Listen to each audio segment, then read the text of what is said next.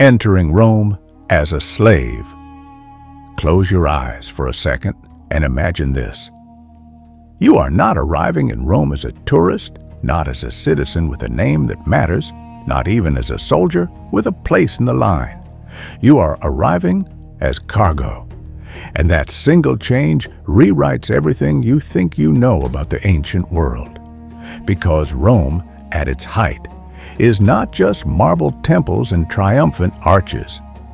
It is a machine, a city of more than 1 million people that eats grain shipped across the sea, drinks water carried by aqueducts from distant hills, and runs on labor so cheap it is bought and sold like rope, oil, or iron. It is a place where the same road can carry a senator in a litter and a chained column of prisoners in the dust behind him, where the Forum can echo with speeches about virtue while 1 street away bodies are priced by age, teeth, scars, and strength. In this story, I am going to walk you through Rome from the inside out, the way you would see it if you were enslaved there, not in vague romantic brushstrokes, but as a lived geography. The stench of the river ports, the noise of the markets, the architecture that intimidates you on purpose, the wars that feed the slave system, and the countryside that keeps the city alive. And I want you to feel something specific as we go, the strange, constant tension between Rome's brilliance and its cruelty. The same civilization that builds roads across mountains also builds laws that decide whether you are a person or property. So take my hand. Step carefully. The stone under your feet is older than your fear, and Rome is already watching you. A quick channel note. Before we begin, if you haven't subscribed to my channel yet, please subscribe and hit the like button on this video. It makes a real difference. And if you want more stories like this, I genuinely need your support to keep creating and improving them. Now, let's go to Rome. Chapter 1. The Sea Gate and the Price of a Body. You do not meet Rome first in the Forum. You meet it in salt air. Most slaves entering the city do not arrive through some grand ceremonial gate. They arrive through the arteries that feed the capital, ports, roads, and markets. If you were taken in a war, your story begins far from Italy, in a place where Roman soldiers marched through your fields, burned your granaries, and called it pacification. War is the first link in the chain. Rome conquers, Rome taxes, and Rome sells what it captures. People become spoils as casually as cattle. Now imagine yourself packed onto a ship with others, the Mediterranean rocking beneath you like an indifferent god. The sea is Rome's highway. Grain comes from Egypt and North Africa, olive oil from Hispania, wine from Gaul, and human beings from everywhere, the Balkans, Anatolia, the Levant, the Germanic frontier, the deserts beyond Syria. The water you cross is not romantic, it is functional. Rome's empire is stitched together by currents and oars. You reach the mouth of the Tiber, and the air changes. The river smells like mud and rot and commerce. Here is Ostia, the port city, loud with dock workers and cranes and shouting in languages you don't understand yet. Warehouses rise like fortresses. Amphorae stack in neat towers, stamped with marks that tell you which estate produced what oil, what fish sauce, what wine. Rome catalogs everything, even people. From Ostia, you are moved upriver toward the capital, and the landscape becomes a lesson in power. The banks are lined with estates. You see stone villas on hills. You see fields parceled into disciplined geometry. This is the countryside that keeps Rome alive, the latifundia, the massive agricultural properties that produce surplus through enslaved labor. you also see the roads. Roman roads are not just paths, they are statements. Straight lines that ignore natural obstacles. They make you feel as if even geography has been conquered. By the time you reach Rome, you are dirty, underfed, and carefully inspected. Not for your dignity, but for your value. The slave market is not one place, but you can picture it as a system. Auctions in public spaces, private dealers, and networks of brokers. You might be displayed with a placard that lists your origin and skills. Literate, worth more. Trained as a scribe, a tutor, a doctor's assistant, more. Strong back, good teeth, no limp, more. Visible scars from war, that can cut both ways. Proof you survived, or proof you are trouble. And here, you learn the first brutal truth of Rome's slavery. It is not only agricultural drudgery, it is a spectrum. A slave can die in a mine within months, lungs shredded by dust, or live in a household, managing accounts, raising children who will never be yours, and walking a daily tightrope of obedience and intelligence. You are bought. It might be a wealthy household in the city, and you are marched through neighborhoods that feel like different worlds stacked together. The grand avenues open near monuments and temples where white stone dazzles under the sun. Then, suddenly, you pass into tighter streets, and the light narrows. This is the Subura, dense and loud, where the working poor live in tall apartment buildings that can burn down overnight. Rome is a city of extremes, and you now belong to the extremes of ownership. You reach your new master's domus, the townhouse of the elite. From outside, it is deceptively plain, because Rome likes privacy for power. Inside, it opens like a trap door into luxury, an atrium that catches rainwater in a shallow pool, painted walls, mosaic floors that are too beautiful to step on with your worn feet. You realize something unsettling? Rome's greatest art is often built on invisible labor. A steward tells you the rules. You will rise before dawn. You will learn where you are allowed to look and where you must look away. You will memorize names, schedules, doorways. You will be punished for mistakes that cost a coin, and sometimes for mistakes that cost nothing except pride. And in the quiet moment before your first night, you understand the second truth. Your new life will not be defined only by chains. It will be defined by constant observation. Rome is a city that sees everything, and it expects you to be useful while being unseen. That is how Rome begins for you, not with glory, with inventory. Chapter 2, the city that never stops eating. Once you live inside Rome, you stop thinking of it as a place and start thinking of it as a living creature. It wakes early, long before the sun clears the rooftops. Bakers are already at work because bread is not just food here, it is politics. The grain supply is life. Ships that fail to arrive mean riots. Officials understand this, and so do the crowds. When you carry flour sacks or run errands to the market, you feel how fragile the city is beneath its marble confidence. You learn the geography through tasks. The Forum is not just a postcard. It is the city's throat, where announcements, trials, transactions, and performances crowd together. The sound is constant. Lawyers arguing, sellers calling out, sandals on stone, the murmur of people who believe they matter. Temples stand like reminders that Rome's gods are part of the state, a religion of contracts and victories.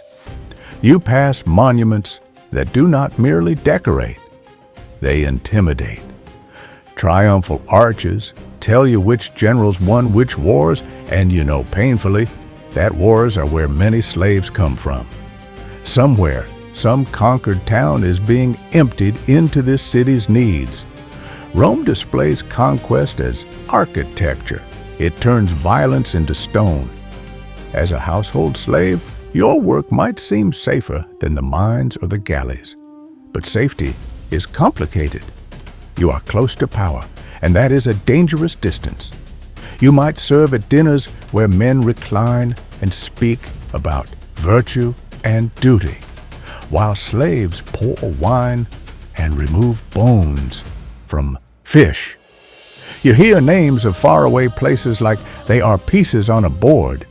Dacia, beyond the Danube, where golden prisoners flow, Germania's forests, where legions bleed for little gain, Syria, wealthy and restless, Judea, where uprisings are met with crushing force.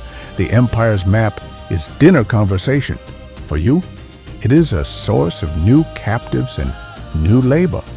You learn the rhythm of Roman class. Citizens wear their status like clothing. Freedmen, once slaves, can become wealthy, but carry social scars that never fully fade. Foreigners fill the city as merchants, sailors, soldiers, servants. Rome is cosmopolitan, but not equal. It is a ladder, and slavery is the bottom rung that everyone steps on. You also learn about Roman infrastructure the way a worker learns it, through maintenance and strain. Aqueducts deliver water from distant hills, an engineering miracle, and you see the practical side. Water must be directed, stored, cleaned, distributed.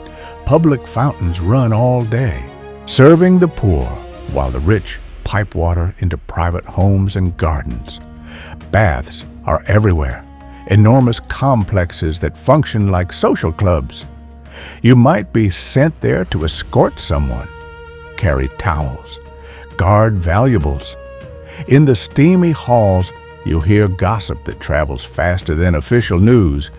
And then there is the Tiber. It is a trade route, a sewer, a boundary, a constant risk. Floods can swallow neighborhoods. Disease can spread from stagnant water. Rome's greatness has weaknesses, and they are physical. You smell them. You begin to understand slavery as an economic backbone. In the city, slaves do everything. They teach children Greek, manage accounts, carry water, cook, clean, craft jewelry, copy texts, entertain, build, and bury the dead. Some are trained specialists. Others are disposable. The law treats them as property, yet the city depends on their intelligence, skill, and endurance. Your position in a household might even give you a strange kind of education. You hear politics. You learn Latin more quickly. You might learn to write, because a master wants a slave who can take dictation. And with knowledge comes a new kind of pain. You can now fully understand your own lack of legal personhood. But Rome is never one tone. There are moments, sharp and human, that cut through the system. A fellow slave slips you a crust of bread when you're sick. A kitchen worker teaches you which alleyways are safer at night. An older servant warns you about a mistress's temper the way someone warns you about storms. These are small acts, but in a world designed to make you isolated, they are survival. At night, when the household quiets, you might hear the city from your sleeping corner, carts on stone, distant shouting, music, dogs, the occasional scream that nobody investigates too carefully. You realize Rome does not truly sleep. It consumes and produces endlessly, and you inside it are expected to be as tireless as the streets. By now, you have learned the third truth. Rome's slavery is not only punishment, it is organization, a system that turns war and trade into labor, labor into wealth, and wealth into monuments.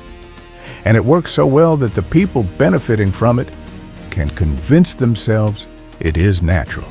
until something forces the machine to reveal its teeth. And that something, very often, is war. Chapter 3. On the Road with the Legends. One morning, a messenger arrives. The household changes its pace instantly. Orders are spoken faster, footsteps sharpen, preparations multiply. Your master is connected to someone important, and someone important is going to the front, or to a provincial capital, or to inspect a project tied to military supply. You are not asked whether you will go. You are told. This is how you discover the empire outside Rome. Not as a traveler, but as attached property moving through a military world. The roads are the first shock. The Via Appia and other great routes are built for speed, for logistics, for control. Milestones mark distance with cold precision. Bridges cut across rivers where older peoples once forded carefully. The Roman road system is a net thrown over geography. It allows legions to arrive before rebellions can breathe. You march with wagons, guards, and a moving pocket of authority. You see Italy's spine, hills, vineyards, olive groves, and towns clustered like stones thrown across the landscape. In the distance, the Apennines rise, rough and indifferent. Geography here shapes politics. Mountain passes decide where armies can move. Rivers decide where settlements grow. As you move farther, you begin to understand that Rome is not a single city ruling the world by magic. It is a network maintained by force and administration. Provincial cities have forums too, temples too, baths too. They imitate Rome because Rome rewards imitation. But they also have their own languages, their own resentments, their own memories of independence. Eventually, you encounter soldiers in bulk, not as individual guards, but as a formation that makes the ground feel smaller. The legionary camps are cities of order, ditches, ramparts, straight streets, barracks, aligned with brutal logic. Everything is built to be assembled and dismantled. Rome's military is an engineering institution as much as a fighting one. And war, when you see it up close, is not heroic. It is labor and terror. You might be assigned to handle supplies, repairing straps, carrying water, keeping records. You see how the army eats.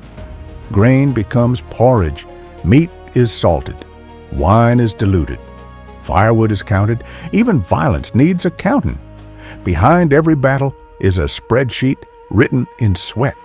You also see prisoners arrive, new captives chained, exhausted, faces hollow with the same shock you once carried. Some will be ransomed, many will be sold. The slave system renews itself here on the edge of the empire, where Roman law meets foreign soil and decides it owns whatever it can hold. If the campaign is in the north, you feel climate as an enemy.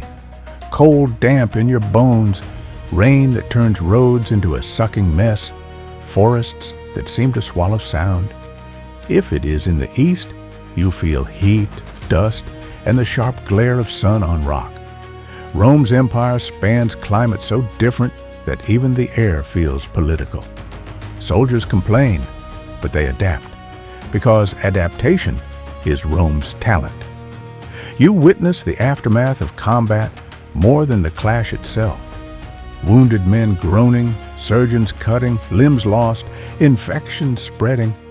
You see burned villages, not always because they resisted, but because fear is a message. Rome often governs by demonstrating what happens when you refuse, and yet you also see the seductive side of Roman expansion. Roads that connect isolated regions, aqueducts built in new towns, markets that become richer, local elites who ally with Rome and gain status. The empire is not only a boot, it is also an offer. Obey, and you can profit. Refuse, and you become an example. For a slave traveling with this machinery, the experience is disorienting. You are close enough to hear strategy, far enough to have no voice. You learn that the empire's borders are not lines on a map. They are zones of pressure. Rivers like the Rhine and Danube are not just natural barriers.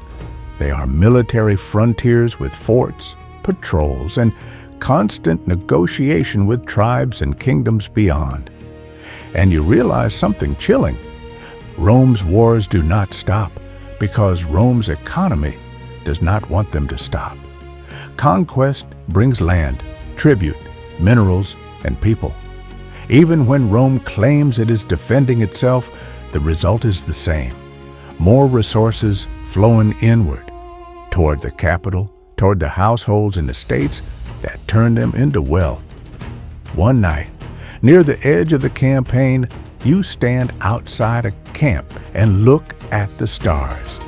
The sky is the same sky that hangs over Rome, but it feels farther away. You understand, finally, that Rome is not just a city. It is a gravitational force. It pulls everything toward itself, including you. And as the campaign winds down, you return toward Italy with new scars you are not allowed to call yours.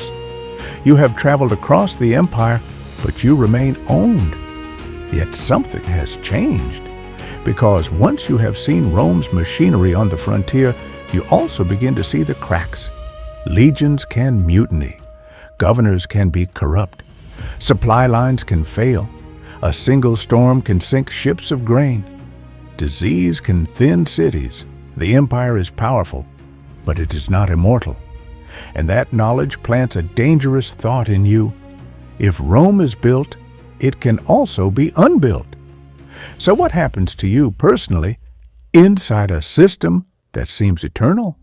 That depends on luck, on skill, and on whether you can find a narrow door called manumission.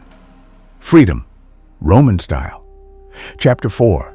Freedom with strings attached in Rome. Even freedom has paperwork.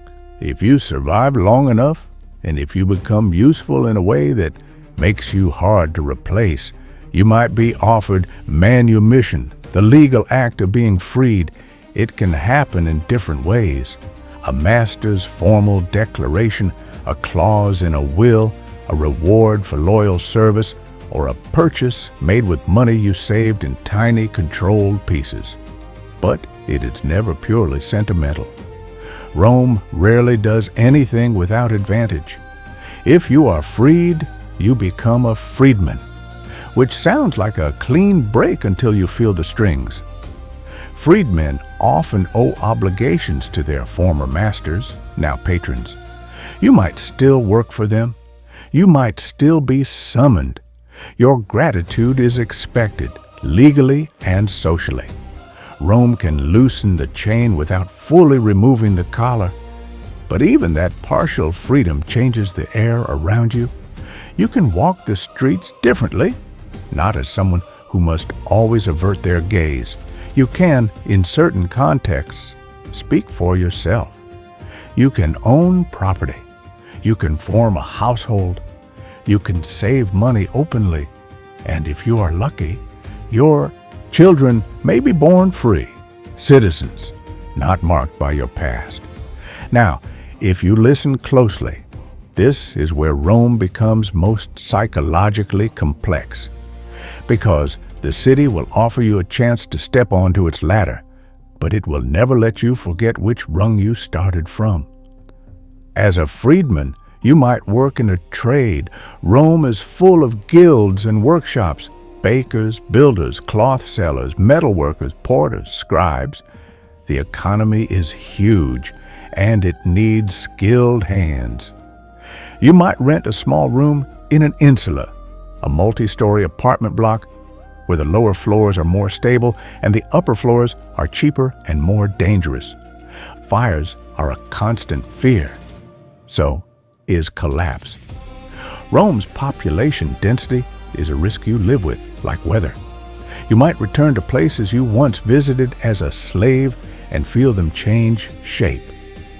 The Forum still roars, but now you'll hear the legal language with a sharper ear. The baths still steam, but you enter with less dread. The temples still rise, but you understand how religion and status intertwine. The Tiber still smells of trade and waste, but you realize that rivers, like empires, do not care who you are. And the monuments, those intimidating stones, begin to look different too. You start noticing what they cost. A grand new forum, an immense column carved with scenes of war, an amphitheater crowd roaring at spectacle, a triumphal arch celebrating conquest. You start seeing the hidden labor, quarrymen cutting stone, wagons hauling blocks, builders mixing mortar, slaves carrying water, clerks recording payments, soldiers enforcing order. Rome's beauty is real, but it is not innocent. This is where the documentary truth of the slave experience becomes clear. Slavery is not a side story in Rome. It is structural. It shapes the countryside where estates produce food. It shapes the city where households and construction projects rely on coerced labor. It shapes the army where captives become commodities. It shapes social identity where even the freed carry a mark. You may think, as a freed person, you would hate the system completely. But Rome is skilled at moral complication. Many freedmen seeking security end up purchasing slaves themselves, not always out of cruelty, but out of fear. Fear of falling back down, fear of being powerless again, fear that without labor, you cannot compete. Rome teaches people to reproduce what harmed them, because that is how its economy stays stable. And that is the final truth you learn. Rome is not maintained only by whips. It is maintained by incentives. If you are honest with yourself, you would still carry the memory of being sold, the memory of being inspected like an animal, the memory of learning which emotions were safe to show. That does not vanish with legal status. It becomes part of your posture, your caution, your silence in certain rooms. But you would also carry something else, knowledge. You would know Rome's streets like veins. You would know which neighborhoods smell of wealth and which smell of survival. You would know how bread arrives, how water arrives, how news travels, how soldiers are paid, how taxes are collected, how officials lie, and how ordinary people cope. You would have seen war as logistics and cruelty, not as clean heroism. You would have seen geography shaped into politics, ports, roads, rivers, mountains, frontiers, and perhaps in quiet moments, you would look up at a marble statue of some triumphant leader and think very plainly, this empire is built by hands like mine, even when it pretends otherwise. If you were there, if you were enslaved in Rome, that would be your strange inheritance, not just trauma, not just survival, but an understanding of how civilization can be both extraordinary and monstrous at the same time. Rome would try to make you invisible, but you would have seen it fully. And once you truly see Rome, you never unsee it. Ending note. If you made it all the way to the end, thank you for listening. If you haven't subscribed yet, please subscribe and don't forget to like the video. It directly helps me keep making these detailed, immersive stories, and if you want a continuation with a new perspective, your support is what makes that possible.